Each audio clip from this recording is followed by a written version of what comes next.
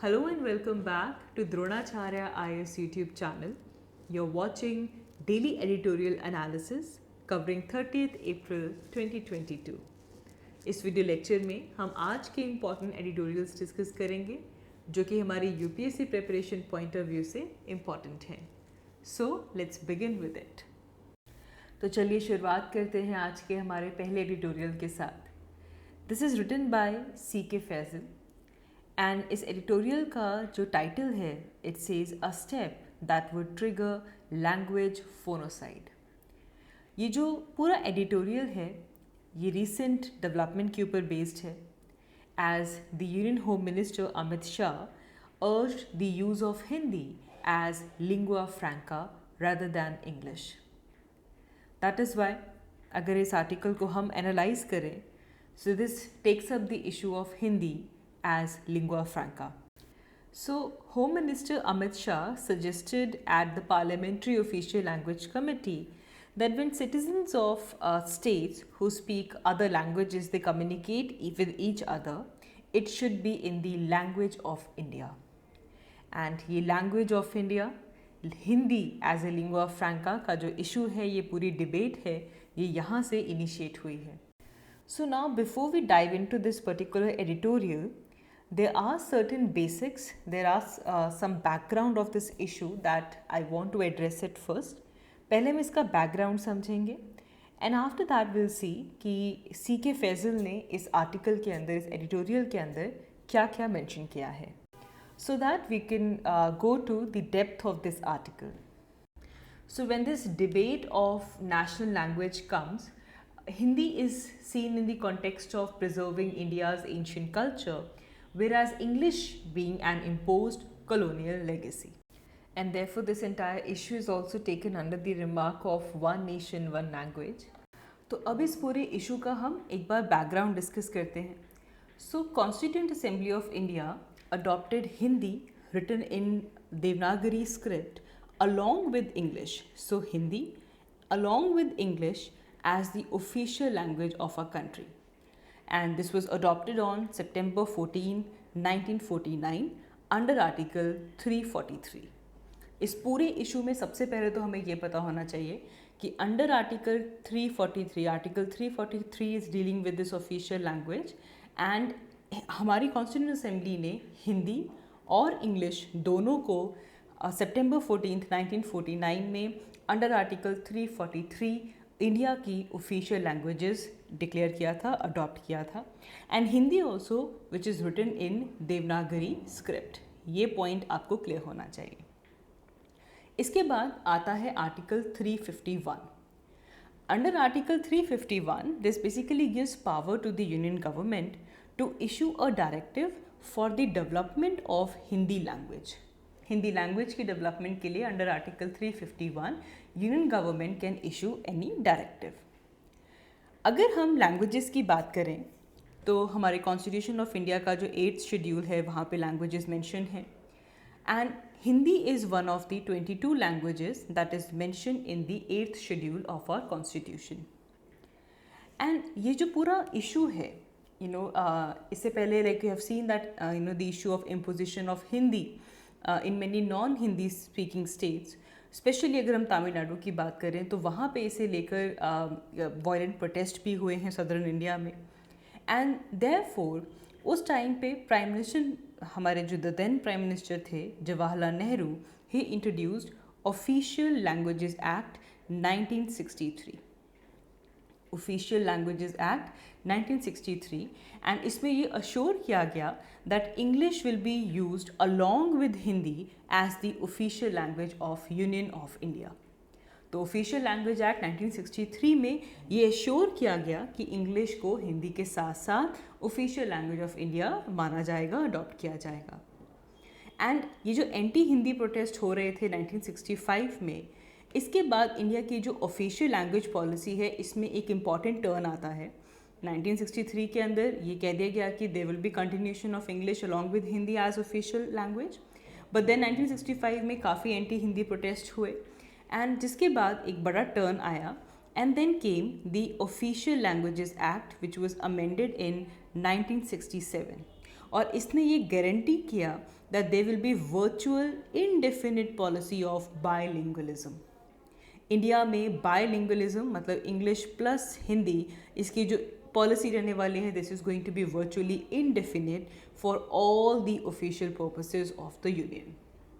तो अगर हम इंडिया की बात करें, so India is a country with linguistic diversity, और इस लिंग्विस्टिक डाइवर्सिटी की वजह से there is no national language. हमारे पास इंडिया की कोई भी नेशनल लैंग्वेज नहीं है. ये जो हम यहाँ पे बात कर रहे हैं, this is about official language. He we using the term official language कि हमारी जो ऑफिशियल पर्पसेस के लिए जो इंडिया के अंदर जो लैंग्वेज यूज़ की जाएगी वो बायलिंगुअलिज्म की पॉलिसी पे चलेगी, इंग्लिश प्लस हिंदी. लेकिन there is no national language and all the states they are free to decide their own official languages. And this is the reason why अगर आप पंजाब की बात करें तो पंजाब में Punjabi is the official language, because in India all the states are free to decide their own official languages. And if we talk about India, India has no national language. Now इसके बाद जो question rise होता है, that is should Hindi become lingua franca for India? तो इस question के answer में सबसे पहले हमें इंडिया के सेंसस की हेल्प लेनी होगी. According to 2011 census of India, it listed 1369 mother language or mother tongues in the country. There are 1369 mother tongues in our country and Hindi is one of them. तो 1369 they are languages जो कि India में mother tongue के तौर पे बोली जाती हैं और उसमें हिंदी एक है. एंड अगर हम सेंसस की बात करें तो हिंदी के अंदर भोजपुरी को सबस्यूम किया जाता है, जिसे मिलाकर इंडिया में more than over 5 crore people they speak Hindi. इस सेंसस में भोजपुरी को हिंदी का सबसेट बनाकर कैलकुलेशन की जाती है. सो इट इज़ ट्रू कि इंडिया में there is a large number of population जो कि हिंदी बोलती है, but it is equally true कि इंडिया में मेजॉरिटी ऑफ इंडियंस ऐसे हैं जो कि हिंदी नहीं भी बोलते हैं. So this is the fact that constitution has made space for 22 languages in our 8th schedule. इसी चीज़ को देखते हुए हमारे 8th शेड्यूल के अंदर 22 लैंग्वेजेस लिखी गई हैं. And this basically upholds the principle of language diversity in India. यहाँ से इंडिया की जो लैंग्वेज डाइवर्सिटी है उसका प्रिंसिपल यहाँ से हमें झलकता है. एंड यहाँ पे एक जो सबसे इम्पॉर्टेंट चीज़ ये आती है कि हम इंग्लिश की तरफ कभी कभी इतने एनिमोसिटी से देखते हैं कि we start thinking in the idea of a singular nation. We talk about one nation one language, but ये जो one nation one language का जो concept है ये अपने आप में यूरोपियन आइडिया है. इंडिया की बात करें तो India has always believed in unity in diversity. Very very very important. हमारा जो सोल प्रिंसिपल है that says unity in diversity. Languages के फॉर्म में अगर हम कॉन्स्टिट्यूशन को देखें तो 8th शेड्यूल में 22 लैंग्वेजेस का होना भी इंडिया की जो लैंग्वेज डाइवर्सिटी है उसे अपहेल्ड करता है. So this idea is not with tune of our country. अगर हम वन नेशन वन लैंग्वेज की बात करें, हम हमारी हिस्ट्री देखें, कल्चर देखें, सिविलाइजेशन देखें, तो इंडिया हमेशा से ही एक मल्टीलिंगुअल सोसाइटी रही है. और इस मल्टीलिंगुअल सोसाइटी में वन नेशन वन लैंग्वेज का ये जो यूरोपियन कॉन्सेप्ट है ये हमारी यूनिटी इन डाइवर्सिटी का जो प्रिंसिपल है, लैंग्वेज डाइवर्सिटी का जो प्रिंसिपल है, उससे कॉन्ट्रास्ट में जाता है. India's history, India's culture, India's civilization has always been a multilingual society. Now यहाँ पे एक और चीज़ इम्पॉर्टेंट है. आज अगर हम देखें so there are 35% of people who migrate daily for work. 35% people those who migrate for work. And therefore अगर हम multilingual spaces को club कर दें into a monolingual habitat, this is not fair to large cities today. बड़ी बड़ी cities में हमारे पास multilingual migrants present हैं और हम ये कह दें कि एक monolingual habitat होना चाहिए. This is not fair. And an idea that there is one link language, कि वो जो link language है it should be whether Hindi or English, this will be economically disastrous for India, क्योंकि इससे even जो migration है वो slow down हो सकती है and therefore जो ease of capital flow आता है वो भी reduce हो सकता है. तो इसके इम्प्लिकेशंस हमें इकोनॉमिकली भी देखने के लिए मिलेंगे. Now, if there is any mechanical or monolithic idea of unity which is followed by any entity, it basically generates great hostility beyond its immediate borders. और इससे इंडिया का जो हमारे नेबर्स के साथ जो रिलेशनशिप है वो भी अफेक्ट हो सकता है, क्योंकि ये जो मोनोलिथिक मैकेनिकल सा जो आइडिया हो जाता है इससे हॉस्टिलिटी भी बढ़ती है. एग्जाम्पल लेकर चलते हैं. अगर हम बांग्लादेश की बात करें, formally known as East Pakistan, तो पाकिस्तान के अंदर जो लैंग्वेज मूवमेंट था against the imposition of Urdu और बंगाली स्पीकर्स, इस लैंग्वेज मूवमेंट की वजह से पाकिस्तान 2 नेशंस में स्प्लिट हो गया, बांग्लादेश एंड पाकिस्तान. इतना बड़ा ये मुद्दा है. सो इंग्लिश की बात अगर हम करें, so English is also important. It is the language that can be linked to India success in modern sectors like IT sector. हमारा जो सर्विस सेक्टर जो इतना ज़्यादा कंट्रीब्यूट करता है इंडिया की इकोनॉमिक ग्रोथ पे, it is based upon English. अपनी तरफ से अगर हम वे फॉरवर्ड देखें, so we need to rethink the 3 language policy. 3 language policy जो कि कोथारी कमीशन ने इसे इन्विजन किया था, एंड इसके अकॉर्डिंगली हिंदी को नॉन हिंदी स्पीकिंग स्टेट्स में इंट्रोड्यूस किया जाए at a very early stage, और जो हिंदी स्पीकिंग स्टेट्स हैं वहाँ पे एक नॉन हिंदी इंडियन लैंग्वेज को इंट्रोड्यूस किया जाए. Clear?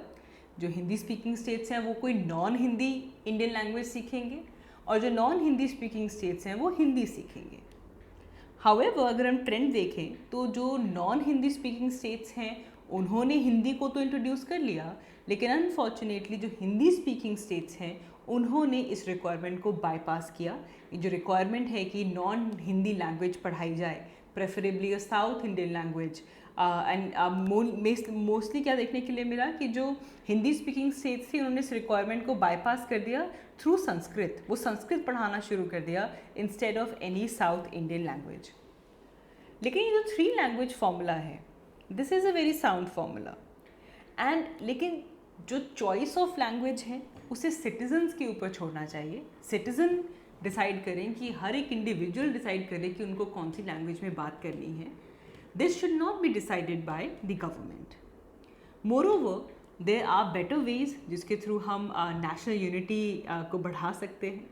Instead of just imposing language, we can have common market for the country.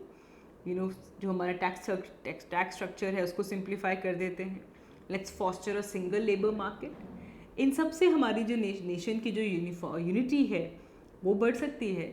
Language में अगर हम एक मीडियम लैंग्वेज ऑफ इंडिया लेकर आएँ, उससे शायद उतनी यूनिटी को खास फ़ायदा ना हो सके. हम अगर बात करें, कोई भी यूनाइटेड नेशन जो होता है, it always have space for diversity. And जैसे कि मैंने पहले भी कहा, we proudly say that India is united in its diversity. We see unity in diversity, and diversity is a great philosophical idea, और इसे किसी भी तरह से कल्चरल बैरियर, कल्चरल बर्डन लेकर नहीं देखना चाहिए. So this entire issue is important. So this question that should Hindi be lingua franca for India, इसी क्वेश्चन को लेकर आज का हमारा एडिटोरियल आया है.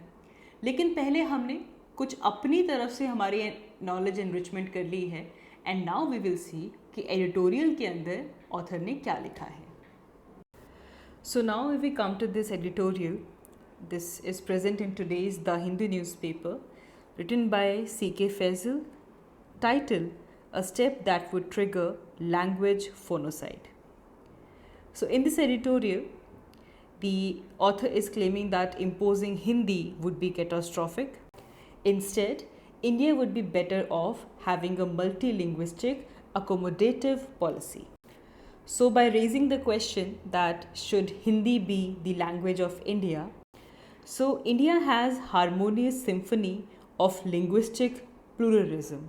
अभी जो हम पीछे linguistic या language diversity की बात कर रहे थे, उसे यहाँ पे linguistic pluralism कहा गया है, and also that India has this harmonious symphony with all of these linguistic pluralism which are present here.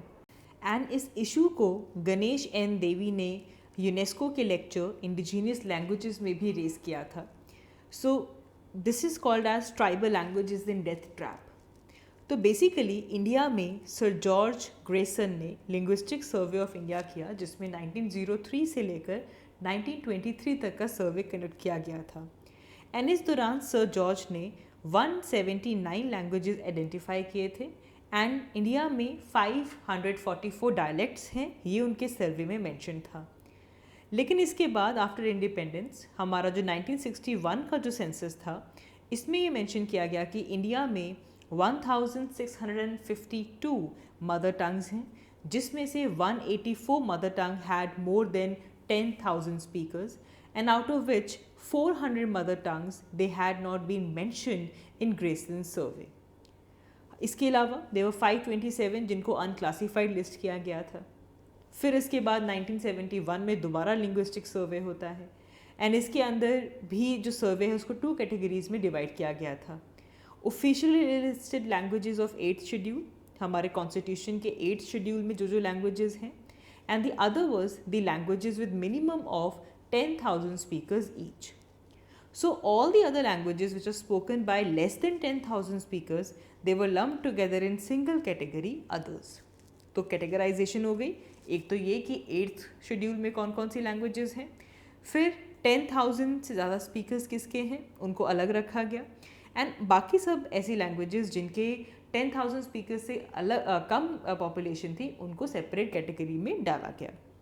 So this practice continue to be followed and इस प्रैक्टिस की वजह से बहुत सारी ऐसी लैंग्वेजेस जो थी वो इनविजिबल हो गई. इसके अलावा इस पूरे एडिटोरियल के अंदर बेसिकली गणेश एंड देवी ने जो साइट किए हैं for the linguistic diversity of India, उससे यहाँ पे स्टेट किया गया है. इवन 2011 सेंसस का जो डाटा था ऑन लैंग्वेजेस, इसके ऊपर भी गणेश एंड देवी ने कहा कि Hindi as a mother tongue जिसे प्रेजेंट किया जा रहा है, इसके मोर देन 52 करोड़ पीपल हैं जो कि हिंदी बोलते हैं, जिसके अंदर जो भोजपुरी है उसे सबस्यूम किया जाता है. And then there are more than 9 crore speakers of nearly 61 other languages. And these languages are from Rajasthan, Himachal Pradesh, Uttarakhand, Haryana, Bihar, Jharkhand, Chhattisgarh, Madhya Pradesh. So Hindi is probably spoken by not more than 30% of the population.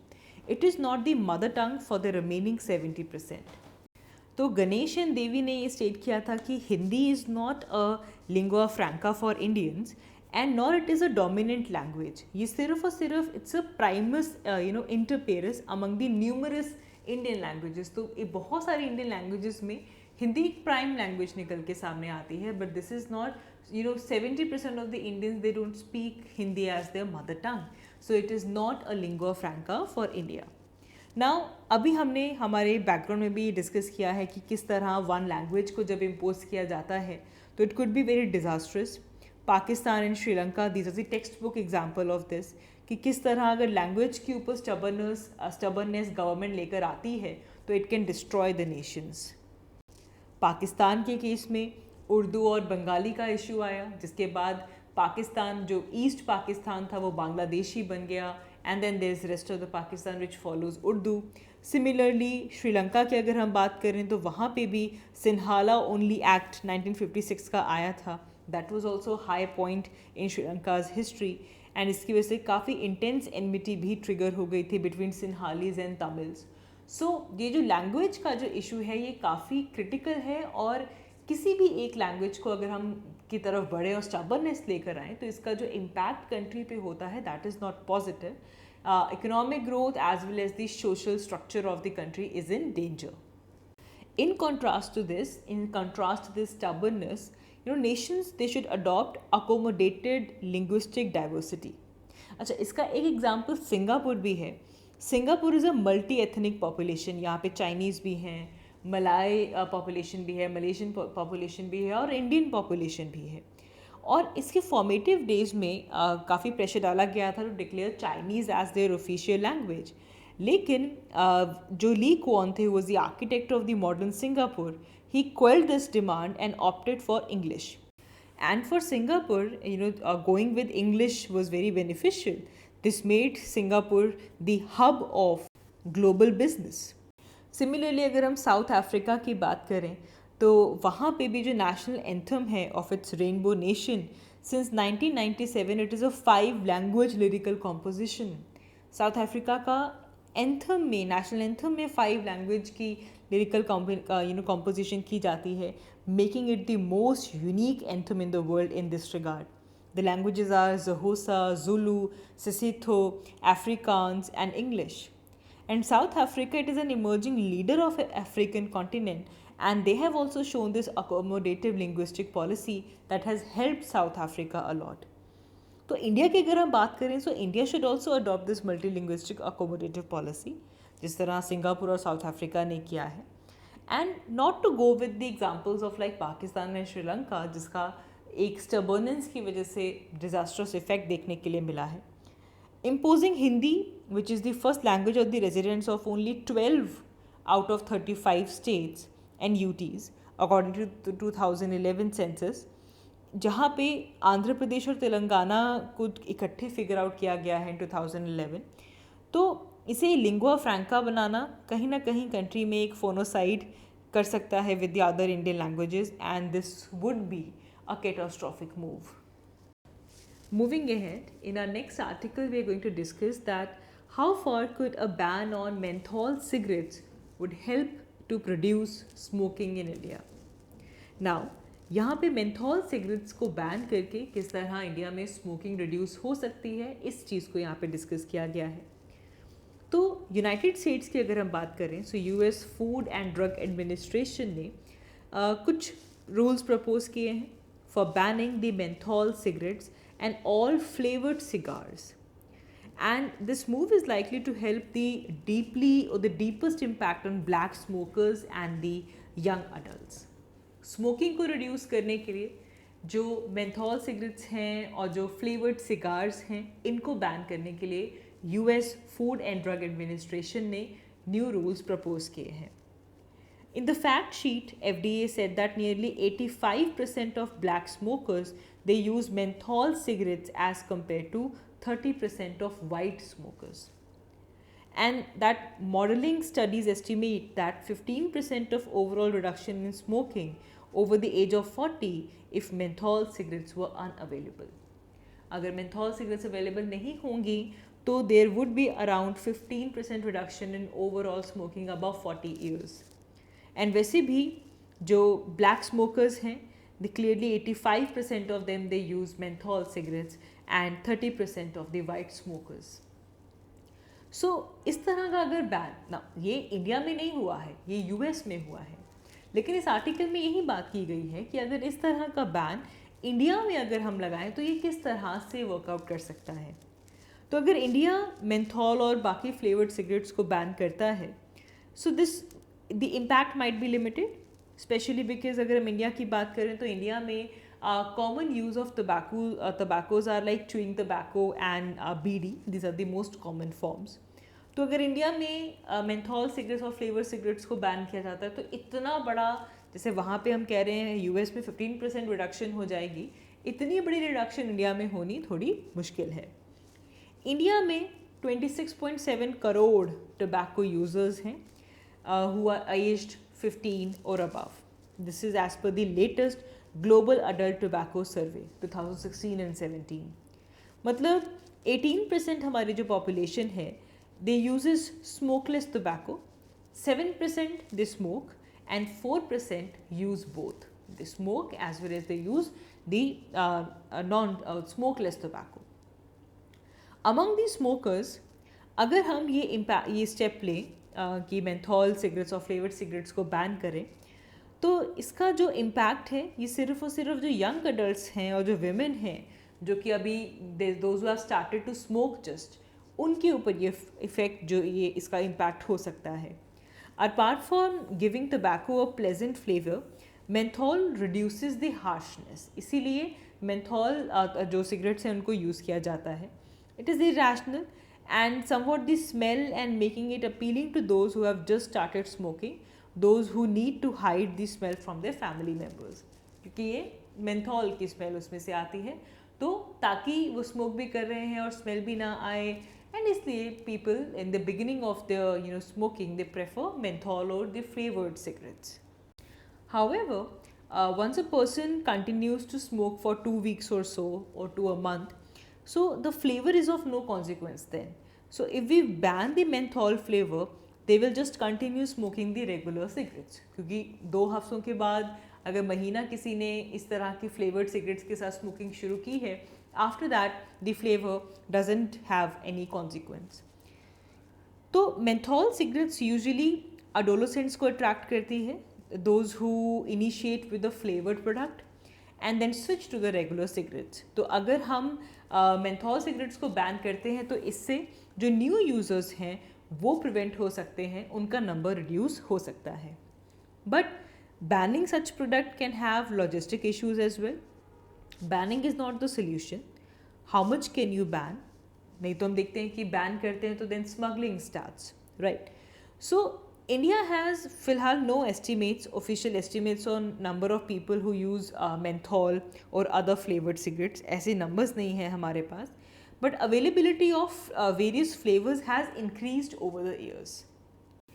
Now यहाँ पे अगर हम young Indians की बात करें तो कितने young Indians ऐसे हैं जो कि tobacco consumers हैं.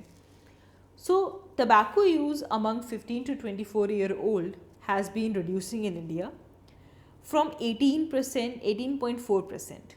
अगर हम ग्लोबल अडल्ट टबैको सर्वे देखें, कंपेयर करें 2009-10 के सर्वे को विद द 16-17 सर्वे, तो ये क्लियर होता है कि कुछ 33% की रिडक्शन हमें देखने के लिए मिलती है in the age group of 15 to 24.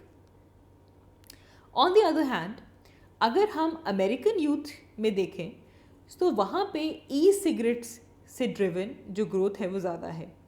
More than 1 in 4 high school students, they used tobacco product in previous 30 days in 2018, with e-cigarettes using increase from 11.7% to 20.8% among the high school students.